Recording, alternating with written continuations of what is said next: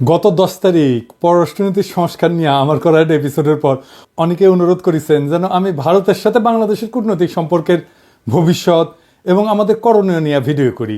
আপনারা জানেন আমার গুরু খলিল ভাই, উনিও আমাকে ইমেলে তার যে মতামত জানাইছেন সেইখানেও তিনি বলছিলেন যে ভারতের সাথে কূটনৈতিক সম্পর্ক নিয়ে আমি সেইখানে কথা বলি নাই আগের এপিসোডে। ভারতের কূটনীতি বোঝা কোনো জটিল বিষয় না, কিন্তু আমার বুবু কাটাল রানী হাসিনা এই সহজ বিষয়টাকে আমাদের কাছে জটিল করে তোলার চেষ্টা করেছেন। অবশ্যই এটা ভারতেরই বুদ্ধি। তিনি নাকি ভারতকে যা দিছেন তা তারা সারা জীবন মনে রাখবে, তাই না? হ্যাঁ, দেখেছেন তো কি দিছে আর আমরা কি পাইছি তা আজকে দেখব। এই ভিডিওটা শুধু আমাদের সরকারের জন্য না, কূটনীতিকদের জন্য না, বরং কৃষক, ছাত্র, জনতা সহ বাংলাদেশের সকল নাগরিকের জন্য গুরুত্বপূর্ণ। কেন? কারণ আমাদের একমাত্র শত্রু হইল ভারত। জি না, আমরা একা তাকে শত্রু জ্ঞান করি না, তারাও আমাদের শত্রু বলেই মনে করে। এই শত্রু শত্রু খেলা তারাই শুরু করেছে, আমরা শুরু করি নাই। এটা আমার অনুমান না, আজকে প্রমাণ করব এবং সবাইরে জানাবো প্রমাণ সহকারে। না হইলে বিপ্লবকে ব্যর্থ করার যেসব চেষ্টা ভারত করবে তা মোকাবেলা করা আমাদের দিয়ে সম্ভব হবে না। গত 16 বছর হাসিনা যেভাবে আমাদের সরকারের সব দপ্তরে ভারতের স্থানীয় দালালদের ঢুকাইতেছে, তাতে আমাদের জন্য নতুন করে সব ঢেলে সাজানো ছাড়া কোনো গতি নাই। যাই হোক, অনেক কথা আছে, তাই চলেন প্রথমেই দেখে নিই ভারতের কূটনীতিক দর্শন কি বলে। তারা কিভাবে আমাদের দেশটাকে দেখে, তারা কিভাবে কূটনীতিকে দেখে, কূটনীতি তাদের কাছে কি। ভারতের কূটনীতিতে চাণক্য কৌটিল্যকে তাদের মন্ত্রগুরু বলে মনে করে। এই কৌটিল্য হলো খ্রিস্টপূর্ব 300 শতাব্দীর দিকে ভারতবর্ষের রাজা চন্দ্রগুপ্ত মৌর্যের প্রধানমন্ত্রী। তিনি রাষ্ট্র পরিচালনার উপর একটা বই লিখেছিলেন, অর্থশাস্ত্র নামে। এই বইটা প্রায় দ্বাদশ শতাব্দী পর্যন্ত প্রাচীন ভারতে ব্যবহার করা হইতো। তবে ভারতে মুসলিম সাম্রাজ্যের বিস্তারের পর থেকে এই বইটা কেউ আর খুঁজে পায় নাই। মুসলমান শাসনকর্তারা ভারতের প্রাচীন ফিলোসফিকে জয় বাংলা করে দিছিল। যাই হোক, পরে 1905 সালে আবার সবার অজানা এই মাস্টারপিস ভারতের একজন কৃষক উদ্ধার করছিল এবং একজন সাধারণ ব্রিটিশ সেই বইটা ভারতে সংরক্ষণ করার ব্যবস্থা করে। আর বর্তমানে এই অর্থশাস্ত্র, কৌটিল্যের অর্থশাস্ত্র ভারতের প্রধানমন্ত্রী মোদী, পররাষ্ট্রমন্ত্রী জয়শঙ্কর থেকে শুরু করে অনেক নতুন পুরানো নেতার রাজনৈতিক আদর্শে পরিণত হয়েছে। ভারত আবার কৌটিল্য ইকোনমিক কনক্লেভ করার মাধ্যমে এই দর্শন সবার কাছে খাওয়াইতে চায়, দেখাতে চায় এটা আমাদের অরিজিনাল জিনিস, বুঝছাও। এটা ইন্টারেস্টিং গল্প বলি এই কৌটিল্য প্রসঙ্গে। চন্দ্রগুপ্ত মৌর্যকে কৌটিল্য মানে তার প্রাইম মিনিস্টার সামান্য পরিমাণে খাবারের সাথে একটু একটু করে আর্সেনিক মিশাই দিত, মানে সেকো বিষ যেটাকে বলে। কেন? উদ্দেশ্য ছিল যে একটু একটু করে বিষ খাওয়াইলে তার শরীরে বিষের বিরুদ্ধে একটা প্রতিরোধ ক্ষমতা গড়ে উঠবে, যাতে শত্রুরা তাকে বিষ প্রয়োগে হত্যা করতে না পারে।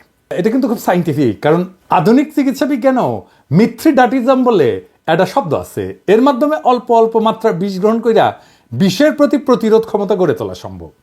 ঠিক যেভাবে অ্যান্টিবায়োটিক রেজিস্ট্যান্স হয় না ব্যাকটেরিয়ার, জীবাণুর, ওই রকম আর কি উঙ্কা। তো কথিত আছে যে একবার চন্দ্রগুপ্ত মৌর্যের রানী দুর্ঘটনাক্রমে খাবারটা একটু খেয়ে ফেলে, আর্সেনিকযুক্ত খাবার। রানী তখন সন্তান সম্ভব ছিলেন, তো বিষের প্রভাব থেকে তার অনাগত সন্তানকে বাঁচানোর জন্য রানীর পেট চিরা কৌটিল্য শিশুকে বাইর করছিল। এটাই হইতেছে ইতিহাসের প্রথম সিজারিয়ান সেকশন, বুঝাও। এই ছেলের নাম হইতেছে বিন্দুসার। বিম্বিসার না আবার কলে বিন্দুসার। বিন্দুসারের ছেলে হইতেছে সম্রাট অশোক। বুঝা গেছে? জীবনানন্দের বর্ণনা সেন যখন পড়ি না, উটি লেখা আছে না, বিম্বিসার অশোকের ধূসর জগতে সেখানে ছিলাম আমি। এই বিম্বিসার অশোক বইলা একটা ধাঁধা লাগাই দেন কিন্তু জীবনানন্দ। বিন্দুসার অশোক হইলে পিতা পুত্র হইতো, তাই না? এটা না কইরা একটা টুইস্ট দিছে বিম্বিসার কইয়া। এখানে এসে মনে হয় আসলে কি ঠিক পড়তেছি না ভুল পড়িচ্ছি না, তো সেই সময়টা ধূসর হয়ে যাওয়ার জন্য এরকম হয়েছে নাকি? বুঝাও কি সুন্দর, এটা কাব্যিক একটা মোহের মধ্যে ফেলা দেয়, বুঝেছেন? জীবনানন্দের এটা কলে মুন্সিয়ানা। তো আমার কাছে ওই যে পাখির নীরের মতো চোখ তুলে নাটোরের বনলতা সেন এই লাইনের চাইতে ওই যে বিম্বিসার অশোকের ধূসর জগতে এই লাইনটা আরো বেশি কাব্যিক বলে মনে হয়। যাই হোক, কাব্যবাদ দিই, হ্যাঁ, আসল আলাপে আসি। কেন কৌটিল্যের অর্থশাস্ত্র সম্পর্কে আমাদের জানা এবং বোঝা জরুরি। ভারত আমাদের শত্রু রাষ্ট্র না বন্ধু রাষ্ট্র? এই প্রশ্ন সবাই করলেও কোনো রাজনৈতিক দল কখনো সরাসরি উত্তর দিতে স্বাচ্ছন্দ্য বোধ করে না, ভয় পায় আর কি। কখন ভারত তাদের গদি নড়ায় দেয়, তাই বলে সবাই যে কবে যে ভারত আমাদের বন্ধু রাষ্ট্র তাকালে না। এটাই আমাদের সমাজে ইনশাল্লাহ বলার মতোই সত্য। হাসিনা বাবুর আমলে তো ভারতকে বন্ধু বলাটা একটা ফ্যাশন ছিল। বাংলাদেশের কোনো জাতীয় অর্জনে ওই ভারতের প্রধানমন্ত্রী রাষ্ট্রপতি থেকে শুরু করে মন্ত্রী মুখ্যমন্ত্রী আগমন খুব কমন ছিল না, সাধারণ ঘটনা ছিল না। কিন্তু হঠাৎ কি হইলো যে ময়ূক পাগলা হইয়া গেল। এই যে দেখেছেন এডিটর সাহেব, এটা দেখান না, ওই তিরিং বিরিং করে লাফায় না, দেখান না।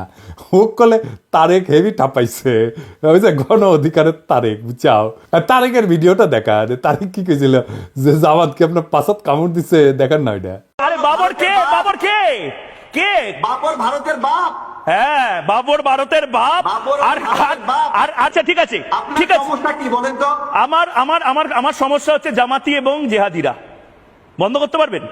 কেন জামাতিরা আপনার পাশে কামড় দিয়েছে বলেন? বিজেপির নেতারা উল্টা পাল্টা বলা শুরু করলো, এই দেখেন ভিডিও দেখেন। বাংলাদেশের সঙ্গে যুদ্ধ ভারতের কাছে তো কয়েকদিনের ব্যাপার নয়, কয়েক মিনিটেই ফয়সলা হয়ে যাবে।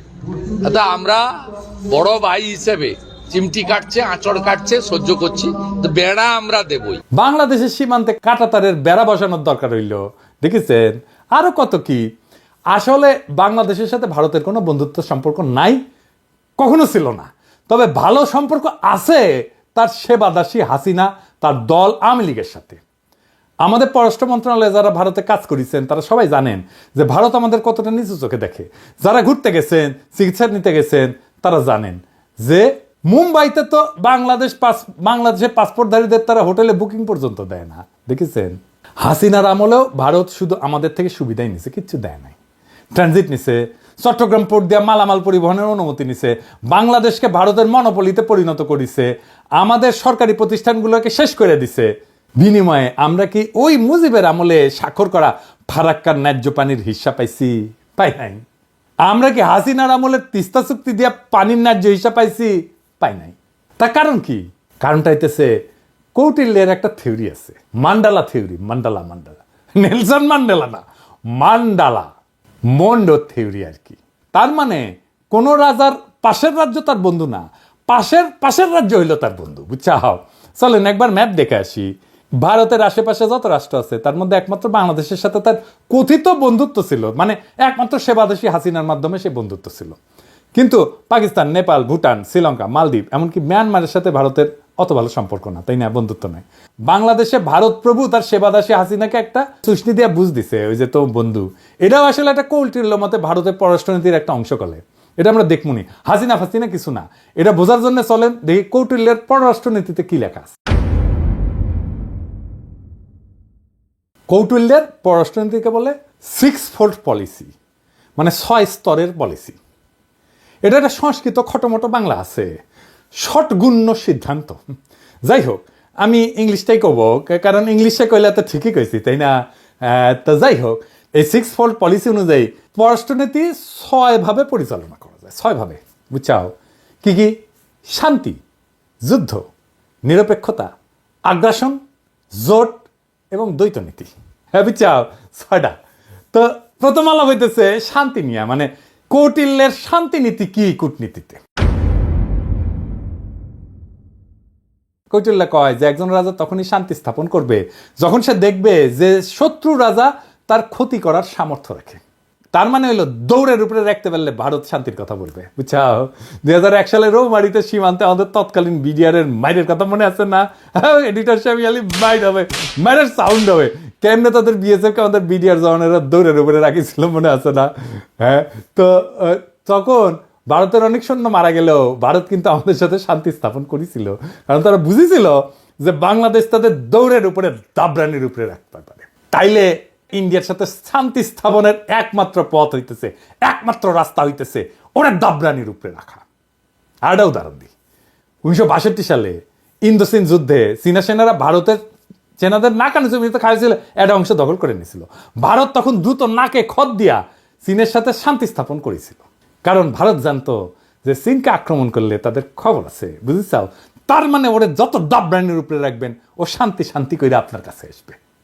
1 নাম্বার সূত্র কয়া দিলাম। তাই আমাদের সেনাবাহিনীর সাহস নিয়ে লড়াই করার কিছু ডেমো ভারতকে দিয়ে দিতে হবে। আমরা অলরেডি একটা ডেমো দিছি যখন নতুন করে বর্ডারে কাঁটাতার লাগাইতে গেছিল না, কিন্তু এটা তেমন কোনো ডেমো হয় নাই। এটা আরেকটু ভালো করা লাগবে আর কি।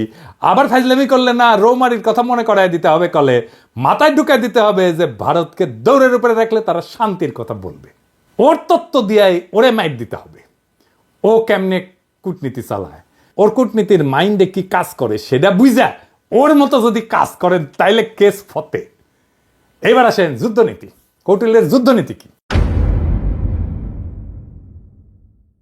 কৌটিল্যের মতে একজন রাজা তখনই যুদ্ধের জন্য আক্রমণ করবে যখন দেখবে যে তার অবস্থান শত্রুর চেয়ে শক্তিশালী। কথা সত্য। এই যে 1971 সালের কথাই ধরেন না, পাকিস্তান যখন আমাদের আক্রমণ করলো তখন ভারত আমাদের সাথে এসে সাথে সাথে যুদ্ধ করে নাই। তারা দেখিছে যে আমাদের মুক্তি বাহিনী কতটুকু যুদ্ধ করতে পারে। যখন মুক্তি বাহিনী আমাদের পাইরা ফেলাইছে না পাকিস্তানি বাহিনীদের, যখন দেখেছে যে মূল কাম সাইরা ফেলাইছে, তখন 3রা ডিসেম্বর 71 সালের মুক্তিযুদ্ধের শেষের মাত্র 13 দিন আগে যৌথ কমান্ড গঠন করিয়া মুক্তিযোদ্ধাদের ক্রেডিট নিয়ে বাংলাদেশকে স্বাধীন করিয়া দেওয়ার ক্রেডিট নিয়ে নিছে। বুঝছাও, এটা হইল ভারতের সামবাজ যুদ্ধনীতি। এরা তখনই যুদ্ধ করবে যখন তারা বুঝে যে তাদের জেতার সম্ভাবনা 100%। অনেকেই জানেন যে শেখ মুজিবের বান্ধবী যে ইন্দিরা গান্ধী, সেই সময়ের ভারতের সেনাপ্রধান জেনারেল মানেকশকে জুন মাসে কইছিলেন যে এই যুদ্ধ শুরু করতে, কিন্তু রাজি হন নাই। কারণ তখন বাংলাদেশে বর্ষাকাল এবং তাদের সেনারা বাংলাদেশে বর্ষায় যুদ্ধ করলে পাকিস্তানের কাছে গোয়ারা আসবে। সত্যি কথা, আমার কথা না, মানেকশর কথা। তার মুখে শুনেন দাও কি কইছে, এডিটর সাহেব শুনে দেন। And if I were to go in, I guarantee you 100% defeat. I said to Mrs. Ghani, will you now give me your orders? And she, all right, cabinet will meet again at 4 o'clock. So everybody started walking out, I being the junior one. A smile on my face as I was going out. She said, Chief, stay behind. I said, Prime Minister, before you open your mouth, shall I send in my resignation on grounds of health, mental or physical? And she said, oh, sit down, Sam, tell me. Everything you told me is the truth. I said, yes, everything I've told you is the truth. I said, it's my job to fight to win, not to lose. And she smiled at me, she said, all right, Sam, you let me know when you are ready. এই যে 13 দিন যুদ্ধ করেছিল, যুদ্ধের পরে যে লুটপাট শুরু করেছিল, সেই সময় কিছু বীর সেনা অফিসারের কারণে ঠিক মতো করতে পারে নাই। মেজর জলিলের কথা মনে আছে, সে বাধা দিছিল এবং তারে গুম করে ফেলছিল। ওই সময় যে করতে পারে নাই লুটপাটটা, এটা গত 53 বছর ধরে পোষায় নিছে ইন্ডিয়া। তাই আমাদের সশস্ত্র বাহিনীকে মনে রাখতে হবে যেন ভারত কখনো এমন সুযোগ আছে বলে ভুলও না করে। প্রফেসর ইউনূসের সেনাবাহিনীর শীতকালীন মহড়ায় যাওয়ার ব্যাপারটা অনেকটা সেই রকম। আমি খুবই পছন্দ করেছি এটা। অনেকে না বুঝলেও আমাদের সবার শ্রদ্ধেয় প্রফেসর ইউনূস স্যার বুঝতে পারিছেন যে এই মহড়ার কত গুরুত্ব। এইসব মহড়া ঘন ঘন করতে হবে, বুঝছাও। শুধু শীত না, বর্ষাতেও করতে হবে। যে শীত বর্ষা কিছুই যে ভারতের কোনো কাজে আসবে না, ওটা বুঝা দেওয়া লাগবে, বুঝছাও। ভারতের মনে যেন ভয় অটুট থাকে, তারা যেন কোনোভাবে বাংলাদেশকে আক্রমণের খায়েশ করতে না পারে। এখন কৌটিল্যের মতে ভারত এই যে যুদ্ধ নীতি, এটা কেমনে করবে? এটা 3 ভাবে করবে, 3 প্রকারে করবে। কি ভাবে? এটা হইতেছে সরাসরি যুদ্ধ, এটা হইতেছে গোপন যুদ্ধ, কিছু কথা থাক না গোপন, আর এটা হইতেছে অঘোষিত যুদ্ধ, মানে ঘোষণা না দিয়া যুদ্ধ, বুঝছাও। ভারত আমাদের সাথে সরাসরি যুদ্ধে যাবি না, ওই সাহসী নাই। ওই যে বুঝিছে না, এখানকার পোলা পাইন এবং বন্দুকের সামনে বুক পাইতা দেয়, তারপরে নড়ে না। তো এর সাথে যুদ্ধ করা যায়। তারা কি যুদ্ধ করবে? গোপন এবং অঘোষিত যুদ্ধ তারা সবসময় করে আসতেছে এবং এটা করে আসবে। চলেন দেখি সেটা কিভাবে করবে। গোপন যুদ্ধ হইলে সেটা সেই পন্থা যেটা দ্বারা ভারত আমাদের একদিকে আক্রমণের আশঙ্কা তৈরি করবে আর আমাদের সেনাদের সেই দিকে ব্যস্ত রাখবে, কিন্তু ভারত আমাদের আক্রমণ বা ক্ষতি করবে অন্য দিক থেকে, বুঝছাও। মাথায় ঢুকে নাই, তাই না? ধরেন আমাদের দক্ষিণে তো আরাকান রাজ্য, একটা নতুন রাখাইন দেশ হওয়ার সম্ভাবনা আছে, তাই না? ভারত রাখাইন দেশকে দিয়া বাংলাদেশের নাপ নদী সংলগ্ন বর্ডারে উত্তেজনা তৈরি করবে। আর আমরা যখন ওই দিকে সামলাইতে ব্যস্ত হয়ে যাব, তখন উত্তরবঙ্গ বা অন্য কোনো বর্ডার দিয়া সে আক্রমণ করার চেষ্টা করবে। এটা বুঝতে ভারতের ওই হকার সাংবাদিক ময়ূক রঞ্জনের একটা ভিডিও দেখি, চলেন। সে কইতেছে যে বাংলাদেশের চিকেন নেক নিয়ে নিলে ভারত ফেনী দখল করিয়া চট্টগ্রামকে আলাদা করে দিবে। শুনেন। এটিকে বলা হয় বাংলাদেশের চিকেন স্নেক। বাংলাদেশের এই চিকেন স্নেক অবরুদ্ধ করতে ভারতের সময় লাগবে 5 মিনিট। বাংলাদেশের চিকেন স্নেক এটা যদি কাট অফ করে দেওয়া হয়, তাহলে গোটা বাংলাদেশের ভূখণ্ডের সাথে চট্টগ্রামের কোনো সম্পর্ক থাকবে না। এই ফেনীটা যদি কোনোভাবে কাট অফ হয়ে যায় বা দখল হয়ে যায় বা অবরুদ্ধ হয়ে যায়, গোটা বাংলাদেশের এত বড়, এত জেলা সহ যে বাংলাদেশ, সেই বাংলাদেশ থেকে কাট অফ হয়ে যাবে চট্টগ্রাম। এটা মৌলবাদীদের কি করে লোকে বোঝাবে? অর্থাৎ ভারত আমাদের চট্টগ্রামের ভয় দেখাইতেছে যেন আমরা এদিক নিয়ে ব্যস্ত হইয়া যাই আর ভারত আমাদের অন্যদিকে মেরা দেয়, বুঝাও। কিন্তু সেই প্ল্যান তো আজকে ফাঁস করে দিলাম, তাই না? এবার চলেন অঘোষিত যুদ্ধ কেমনে ভারত করবে। এটা আসলে ভারতের সবচেয়ে পছন্দের যুদ্ধ, বুঝছাও। এই যুদ্ধে তারা তাদের সরকারি এজেন্ট, ধর্মীয় এজেন্টদের ব্যবহার করবে। তারা এই কাজ শুরুই করে দিছে। সরকারি চাকরিতে ভারতের দালালদের দিয়া অস্থিরতা তৈরি করেছে, ক্যাডারে ক্যাডারে দ্বন্দ্ব করেছে। এইটা প্রফেসর ইউনূসের সরকারকে কাজ করতে না দেওয়ার একটা কুবুদ্ধি। তাই আমি আগেও বলছি, এখনো বলি, ক্যাডারে ক্যাডারে দ্বন্দ্বের সমাধান করা জরুরি। এই ক্ষেত্রে কোনো কথা শোনা যাবে না, কঠোর হইতে হবে। যারা এই দ্বন্দ্ব ধৈর্য রাখতে চায় ওরা ভারতের দালাল। সবার অধিকার এবং প্রাপ্যতায় সাম্য দরকার। তারপর যদি আমলারা যদি কাজ ঠিক মতো না করে তাহলে পাছায় লাথি দিয়ে চাকরি থেকে বের করে দেন। আমি গত ভিডিওতে তো পররাষ্ট্র অফিসারদের সুযোগ সুবিধার কথা কইছিলাম, তাই না? প্রশাসন ক্যাডার মনে হয় আমার উপর মাইন্ড করেছে যে দাদা তো ওদের কথা কইলে আমাদের কথা কিছুই কয় নাই। হ্যাঁ, এবার বুঝেন কেন বলছি। যতদিন ক্যাডার ক্যাডার দ্বন্দ্ব থাকবে ততদিন আমাদের সার্বভৌমত্ব ভারতের আগ্রাসী নীতির হাতে পরাজিত হওয়ার সম্ভাবনা থাকবে। এটা তো আমরা হতে দেব না, তাই না? তবে সুযোগ সুবিধা পাওয়ার পর আমার কূটনীতিক সহ 25 ক্যাডারের ভাই বোনেরা যদি কাজ না করেন আর ভারতের চামচামি না ছাড়েন তাইলে আপনাদের কলে খবর আছে, কইয়া দিলাম, বুঝছেন? আমি যখন ধরি না তখন কিন্তু কচ্ছপের কামড় দিয়া ধরি। আর একটা উদাহরণ দিই, ওই যে চিন্ময় প্রভুপাদের কথা মনে আছে না? ওরে দিয়া ভারত সুন্দর একটা গেম সাজাইছিল কলে, যেন হিন্দুরা এই সরকারের বিপক্ষে কাজ করে। সাথে ভারতের কিছু বেতনভোগ বাংলাদেশি দালালও ছিল, ওই যে প্রথম আলো, তার দিল্লি স্টার, এটা আছেই। কিন্তু ইউনূস স্যার সেই ওখানে আসার মেরে দিচ্ছে ভালো করিয়া। একইভাবে দিল্লির সাতপন্থীদের দিয়া ধর্মপ্রাণ মুসলমান তাবলিগের সদস্যের মধ্যে মারামারি সৃষ্টি করছেন, সেটাও আমরা সামলাইছি কলে। এইরকম আরো আসবে, কিন্তু এখন আর লাভ হবে না, কারণ সবাই বুঝে গেছে যে ভারত কিভাবে এই কাজটা করে বা করবে। এইটা ভারতের অনেক প্রিয় মেথড, কিন্তু প্রিয় পদ্ধতি। ভারত আগেও তাই করেছে। 1975 সালে শেখ মুজিব জয় বাংলা করে দেওয়ার পরে ভারত আমাদের পার্বত্য চট্টগ্রাম এলাকায় শান্তি বাহিনীকে ফান্ড করেছিল, ট্রেনিং দিছে, তারপরে অশান্তি সৃষ্টি করেছে। আর এই হারামজাদা কাদের সিদ্দিকী ওরে আশ্রয় দিচ্ছে। আদের সিদ্দিকী তার বাহিনী নিয়ে বাংলাদেশের ভিতরে আসে আক্রমণ করিত, এবং কাদের সিদ্দিকীর বাহিনীর সাথে আমাদের সেনাবাহিনীর যুদ্ধ হইতো। কিন্তু অনেকে গলে বীরুত্তম খেতাবও পাইছে, এবং আমাদের অনেক অফিসার মারা গেছে, সৈনিক মারা গেছে। আর এই হারামজাদা রাজনীতি করিচ্ছে, ওর তো এখন জেলে থাকা উচিত। আবার দেখেন, ওই যে শেখ মুজিব জয় বাংলা হওয়ার পরে যে শান্তি বাহিনীকে ফান্ড করেছিল না ইন্ডিয়া, আবার যখন কাঁঠাল রানী 1996-তে ক্ষমতা এসেছে তখন ইন্ডিয়া আবার ওই সমস্যার সমাধান করে দিচ্ছে 1997 সালে, যেন আওয়ামী লীগ বাহবা পায় আর বাংলাদেশ তাদের হুকুমের দাসী হাসিনা দ্বারা পরিচালিত হয়।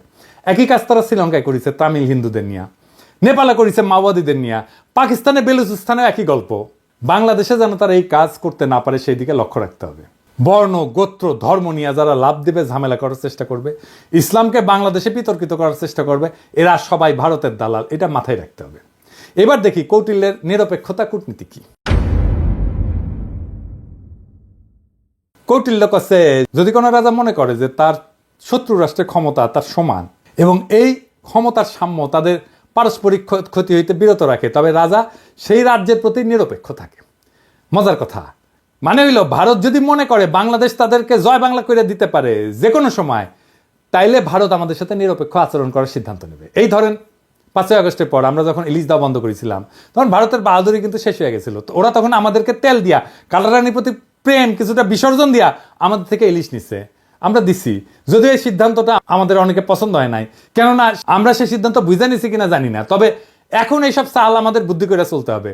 ভারতকে বুঝাই দিতে হবে যে 1971 সালে আমাদের সহায়তা করার প্রতিদান অনেক গুণে আমরা দিছি, এখন আমরা আমাদের ন্যায্য পাওনা আদায় না করে আপনাদের কিছু দিব না। আর একটা উদাহরণ দিই, 2008 সালে যখন মুম্বাইতে আক্রমণ হয় না, ওই যে তার দায় কলে ভারত পাকিস্তানকে দিছিল, অনেক হম্বিতম্বি করেছিল, কিন্তু তারা পাকিস্তানে কোনো সামরিক আক্রমণ চালায় নাই। এর কারণ হইল পাকিস্তান একটা নিউক্লিয়ার শক্তি, ওরে আক্রমণ করলে ভারত জয় বাংলা হয়ে যাবে, এটা ভারত বুঝে, তাই তারা হাক ডাক দিয়া চুপ ছিল। বুঝা গেছে ব্যাপারটা? শক্তিতে সমান সমান টক্কর দিতে হবে, টক্কর দেওয়ার ক্ষমতা, আমার টক্কর দেওয়ার ক্ষমতা আছে, এইটা বুঝাই দিতে হবে।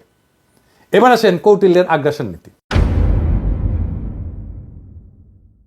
কৌটিল্যের দর্শন মোতাবেক একজন রাজা যখন নিজের শক্তি বৃদ্ধি করে তখন সে শত্রু রাজ্যকে আক্রমণের প্রস্তুতি নেয়।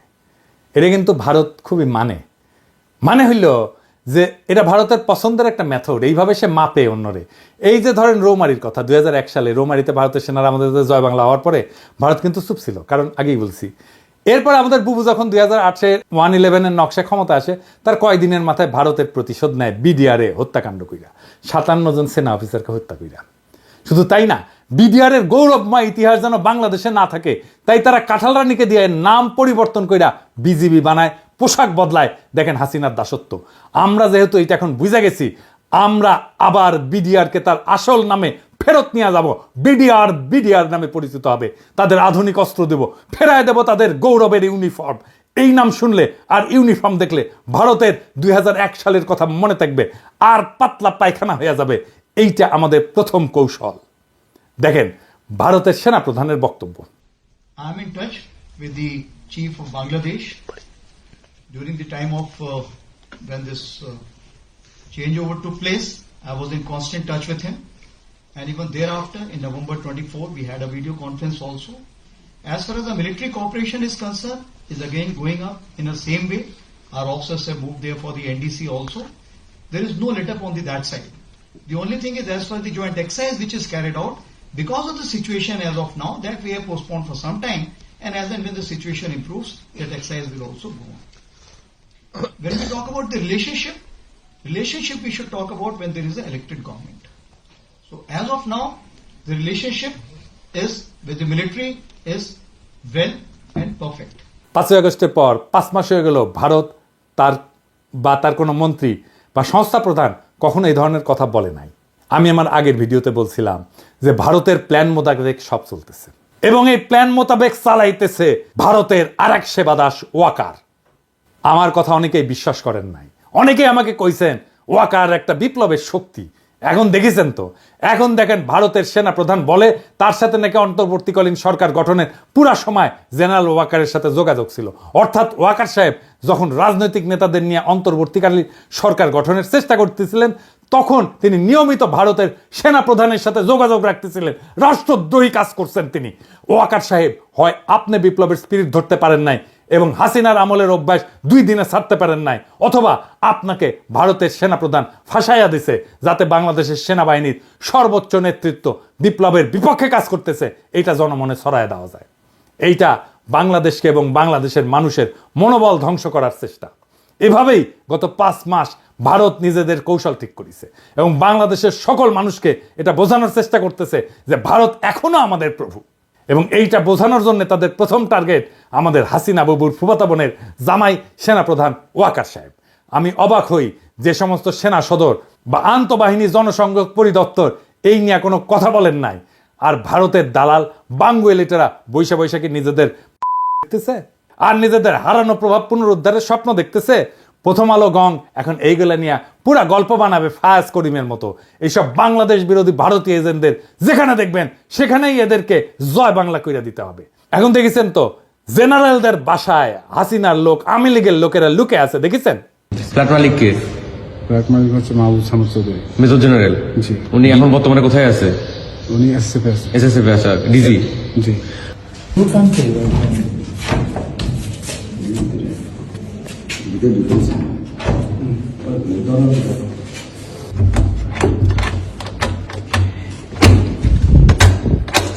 এক্সকিউজ মি, কেউ যদি থেকে থাকেন আসেন, কথা বলেন, বের হন, নাহলে আমরা কিন্তু দরজা ভাঙতে বাধ্য হব।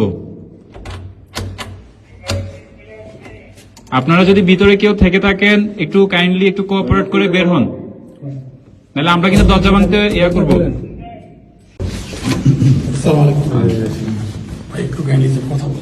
না না, কে? না না, please। কে? একটু কথা বলেন কে?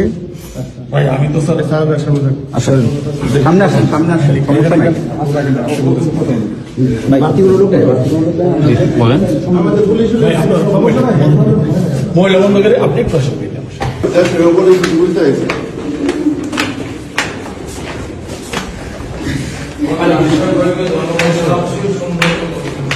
তো এখন কি করা লাগবে আমাদের এই সেনাবাহিনী নিয়ে? এর মধ্যে আমাদের সামরিক সক্ষমতা এমনভাবে উন্নীত করতে হবে যেন ভারত আমাদের ভয় পায়। ভারতের সামরিক শক্তি আমরা জানি, সেটা ওয়াকার সাহেবও জানেন। সামরিক বিষয়ে তাই এখানে বলতে চাই না, আমার সাথে যোগাযোগ করলে পরামর্শ দিয়ে দিব। তবে এটা বলতে পারি, আমাদের সশস্ত্র বাহিনীকে নতুন নতুন আধুনিক যুদ্ধ বিমান, ট্যাঙ্ক, যুদ্ধ সরঞ্জাম কিনতে হবে। মাঝে মাঝে সে সমস্ত মাল দিয়া একটু প্রশিক্ষণ করে তো ফুটেতে টুটেতে হবে আর কি, বুঝছাও। আর বলিছি এটা সাইবার ব্রিগেড করতে হবে আমাদের শক্তিশালী, তাইলে আমাদের পাতলা পায়খানা চলতে থাকবে। ভারত কিন্তু ফ্রান্স থেকে রাফেল কিনেছে, রাশিয়া থেকে কিনেছে সুখোই যুদ্ধ বিমান। আমাদের তো রাশিয়া ফ্রান্সের সাথে সম্পর্ক ভালো, যুক্তরাষ্ট্রের সাথেও ভালো, তুরস্কও আছে। ভারত এতদিন আমাদের আধুনিক যুদ্ধ সরঞ্জাম কেনার ব্যাপারে ভেটো দিয়ে আসছে করলে, এখন বুঝতে পারছেন তো কেন তারা ভেটো দেয়? এই কূটনীতির কারণে, কারণ ওরা চায় আমরা যেন সমরে শক্তিশালী হইতে না পারি এবং তাদের সেবা দাসী হিসেবে থাইকা যায়।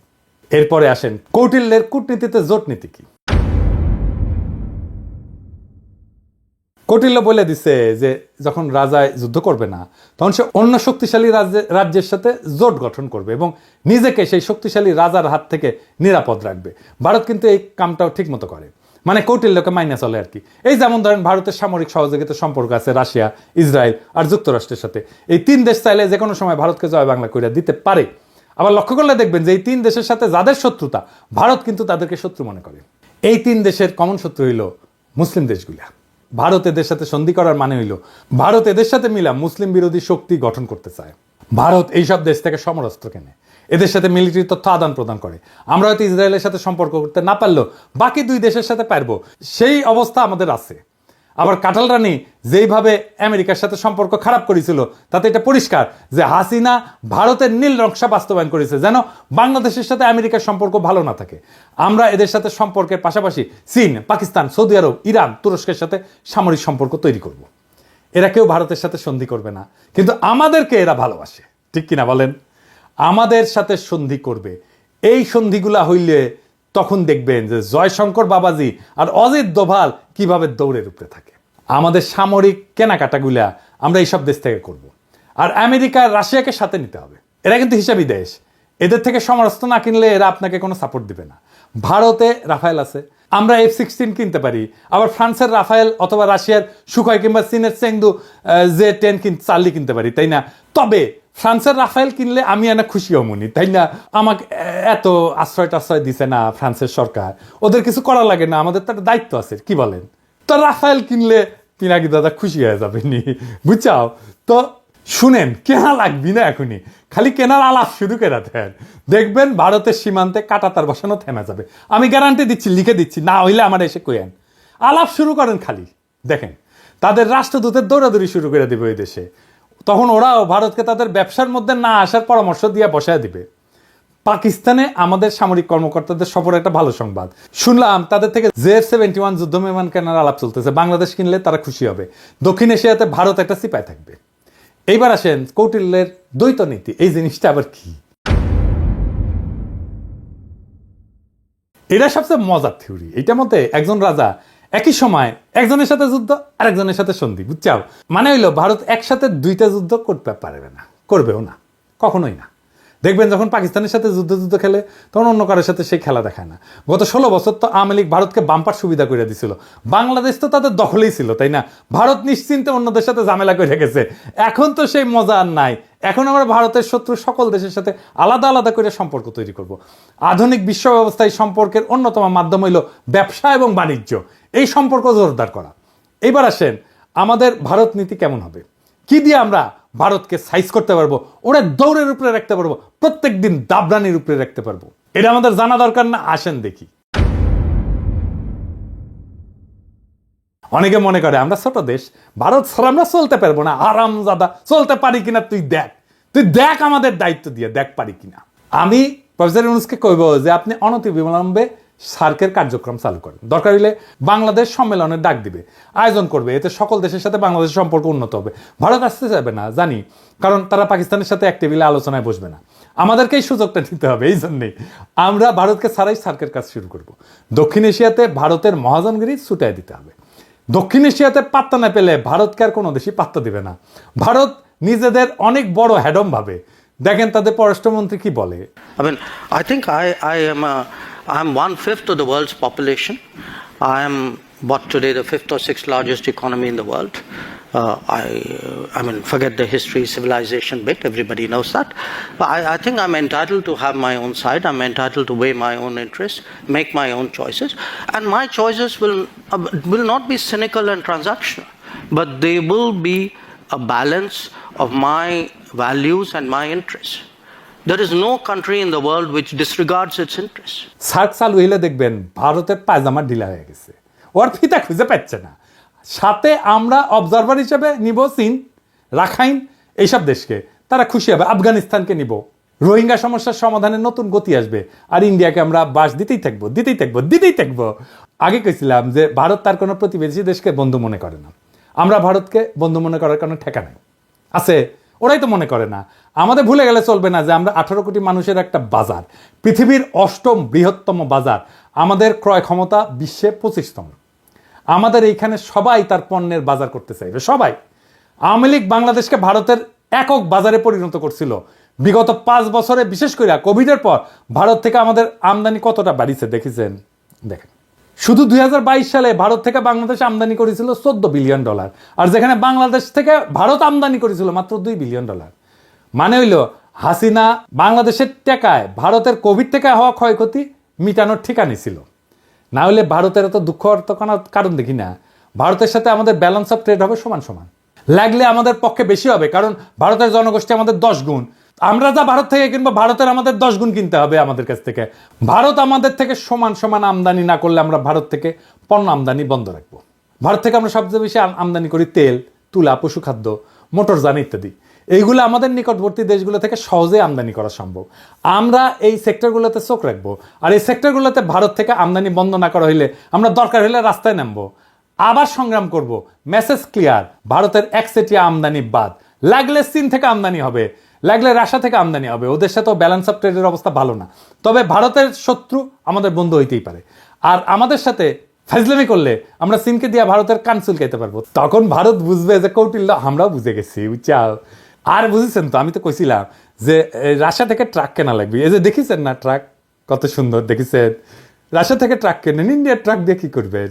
আর দেখেছেন মুখে হাসি ফুটেছে। এই যে আমার ক্ষুদ্র ভাতারা খুশি হয়ে গেছে রাশিয়ার ট্রাক দিকে।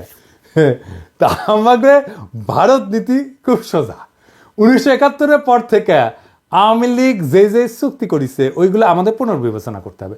ভারত যদি কোনো চুক্তি না মানে তাহলে আমরা সব চুক্তি বাতিল করে দেব।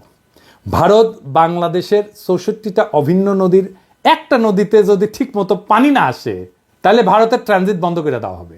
সীমান্তে ওদের শাকসবজি কাঁচামাল যেন পয়সা নষ্ট হয়ে যায়। একবার এই কাজ করে দেখবেন ভারত কিভাবে সোজা হয়ে থাকে। আমরা যেভাবে হাসিনার রেমিটেন্স বন্ধ করে দিছিলাম না, ঠিক সেইভাবে ভারতের বাংলাদেশ থেকে উপরি কামাই যদি বন্ধ করে দেন তাহলে দেখবেন ওই সোজা। ভারতে কেউ শপিং করবেন না, ভারতে কেউ চিকিৎসা করতে যাবেন না। ভারতের টিভি চ্যানেল বাংলাদেশে চালানো হলে বাংলাদেশের টিভি চ্যানেলগুলো ভারতে চালাতে দিতে হবে। আমাদের টিভি চ্যানেল টাকা দিয়ে কিনতে হবে ওদের। এই বাজার হারানোর ভয় ভারতের মধ্যে ঢুকলেই দেখবেন সব ঝরঝরা।